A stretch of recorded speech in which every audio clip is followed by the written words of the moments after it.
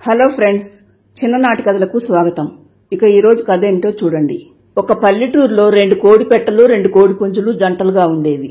వాటిలో ఒక కోడిపుంజు కోడిపుంజుల పందెంలో పాల్గొని గెలిచి వస్తుంది. దాంతో దగ్గరలో ఉన్న కొన్ని కోళ్లు గెలిచిన కోడిపుంజు దగ్గరకు వచ్చి అది గెలిచినందుకు శుభాకాంక్షలు చెబుతూ ఉంటాయి. కానీ అక్కడే ఉన్న మరో కోళ్ల జంటకు అది నచ్చక గెలిచిన కోడిపుంజును దాని భార్యను చూసి అసూయపడుతూ ఉంటాయి. శుభాకాంక్షలు చెప్పడానికి వచ్చిన కోళ్లన్నీ వెళ్లిపోయిన తర్వాత గెలిచిన కోడిపుంజు దాని భార్య మిగతా కోడిపుంజు దగ్గరకు వచ్చి, మిత్రమా, నేను గెలిచి వచ్చినందుకు అందరూ శుభాకాంక్షలు చెప్తున్నారు కదా, మరి మీరిద్దరూ దూరంగా నిలబడ్డారెందుకు? నువ్వేమైనా యుద్ధంలో గెలిచి వచ్చావా నిన్ను అభినందించటానికి? అంటుంది నలుపు రంగు కోడిపెట్ట. మరి నీ భర్త పోయిన ఏడాది ఇది కూడా గెలవకుండా ఓడిపోయి వచ్చాడు కదా, దానికేమంటావు? ఎవరి గెలుపు వారికే గొప్ప. ముందు నువ్వు మమ్మల్ని చూసి అసూయపడటం మానేయి అని తన భర్తతో పాటు అక్కడి నుండి వెళ్లిపోతుంది తెల్ల కోడిపెట్ట. దాంతో నల్ల కోడిపెట్టకు దాని భర్తకు చాలా అవమానంగా అనిపిస్తుంది. ఎలాగైనా గెలిచిన కోడిపుంజును దాని భార్యను దెబ్బ కొట్టాలని అనుకుంటాయి అవి రెండు. మరుసటి రోజు నల్ల కోడి దాని భర్త ఇంటి బయట నిలబడి ఉండగా ఒక పాము ఎలుకను తరుముకుంటూ వస్తుంది. కానీ ఎలుక తప్పించుకుపోవడంతో, ఈ ఎలుక ఈ రోజు కూడా తప్పించుకుపోయింది, కానీ దాన్ని మాత్రం వదిలిపెట్టేది లేదు అనుకుంటూ ఉంటుంది పాము. అది చూసిన నల్లకోడికి ఒక ఆలోచన వస్తుంది. అది వెంటనే పాము దగ్గరకు వచ్చి, బాధపడకు నాగరాజా, ఆ ఎలుక తప్పించుకుంటేనేమి, నీకు అంతకంటే మంచి ఆహారం దొరికే మార్గం నేను చెప్తాను కదా. ఎలుక కంటే మంచి ఆహారమా? అదేమిటో త్వరగా చెప్పు. ఈ ఇంట్లో నేను కాకుండా మరొక కోడి పెట్ట ఉంది. ఇంటి లోపల నాతో పాటు అది కూడా గుడ్లు పెడుతుంది. ఇప్పుడు అది దాని భర్త ఇంట్లో లేరు. నువ్వు గనుక ఇప్పుడు లోపలికి వెళ్ళావంటే నువ్వు కడుపు నిండా దాని గుడ్లు తినవచ్చు. ఏమంటావు? అబ్బా, గుడ్ల పేరు చెప్పగానే నా నోరు ఊరుతుంది. అవెక్కడున్నాయో చెప్పు ముందు. ఈ ఇంటి లోపలే ఉన్నాయి నాగరాజా, కాకుంటే పక్కనే నా గుడ్లు కూడా ఉన్నాయి.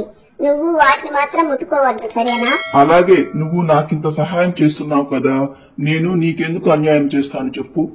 సరే అయితే, మళ్ళీ ఆ తెల్ల కోడి దాని భర్త వచ్చేసరికి త్వరగా గుడ్లు తినేసి వెళ్లిపో. బాగా గుర్తు పెట్టుకో, మొదట్లో ఉన్న గూట్లోని గుడ్లను మాత్రమే తిను. పాము సరేనని చెప్పి గుడ్లు ఉన్న గదిలోకి వచ్చి తెల్లకోడి గుడ్లు మొత్తం తినేసి వెళ్లిపోతుంది. కానీ ఇదంతా చూసిన ఒక బాతు తెల్లకోడి దాని భర్త రాగానే జరిగిన విషయం మొత్తం వాటికి చెబుతుంది. దాంతో తెల్లకోడి దాని భర్త చాలా బాధపడుతూ ఏడుస్తాయి. తమ గుడ్లను పాము తినేలా చేసిన నల్లకోడికి దాని భర్తకు తగిన శాస్తి చేయాలని అనుకుంటాయి. మరుసటి రోజు తెల్లవారి చూసేసరికి తెల్లకోడి దాని భర్తతో పాటు తమ గుడ్లు కూడా కనిపించకపోవడంతో ఏం జరిగిందో తెలియక నల్లకోడి దాని భర్త బావురుమని ఏడుస్తాయి.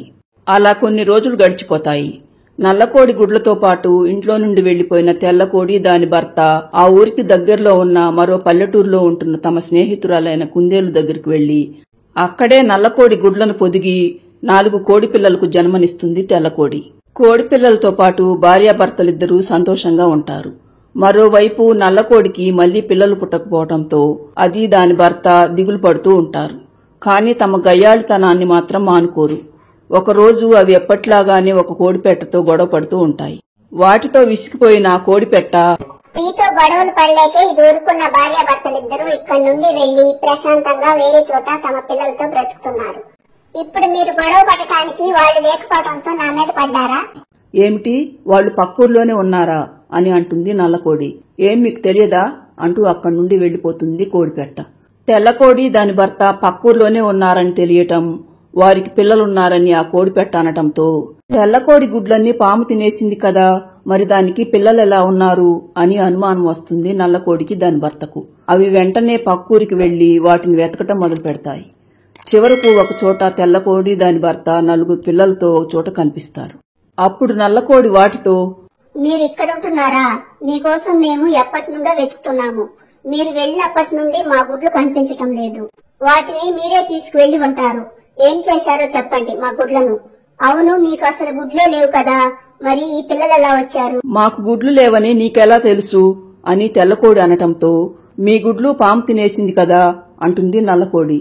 మా గుడ్లను పాము తినేసిందని మీకెలా తెలుసు అని తెల్లకోడి అనటంతో గతుకుమంటాయి నల్లకోడి దాని భర్త. మాట్లాడరేమిటి? మా గుడ్లను పాము తిన్న సంగతి మీకెలా తెలుసు? మీరు మాట్లాడలేరు, ఎందుకంటే మా గుడ్లను తినమని పాముకు చెప్పింది మీరే కాబట్టి. అందుకే మీకు గుణపాఠం చెప్పాలని మేమే మీ గుడ్లను తీసుకుని ఇక్కడికి వచ్చేశాం. మీరు మా గుడ్లను మాకు కాకుండా చేశారు. అందుకే మేము కూడా మీ గుడ్లను మీకు దూరం చేశాము. నేను మీ గుడ్లతోనే ఈ పిల్లలకు జన్మనిచ్చాను. వీళ్లను మా పిల్లలుగా పెంచుకుంటున్నాము. అంతేకాదు ఈ పిల్లలకు జరిగిన విషయం మొత్తం ఎప్పుడో చెప్పాము.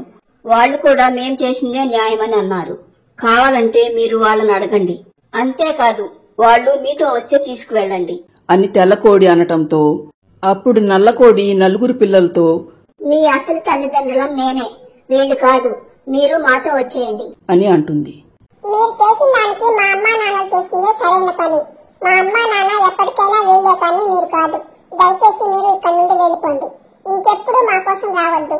మీరు ఏం చేసినా మేము వీళ్ళని వదిలిపెట్టరాము అని ఖచ్చితంగా చెబుతాయి కోడిపిల్లలు. వాళ్ళు అలా చెప్పటంతో ఇక చేసేదేమీ లేక తాము చేసిన పనికి తగిన శిక్ష పడిందనుకుంటూ అక్కడి నుండి వెళ్లిపోతాయి నల్లకోడి దాని భర్త.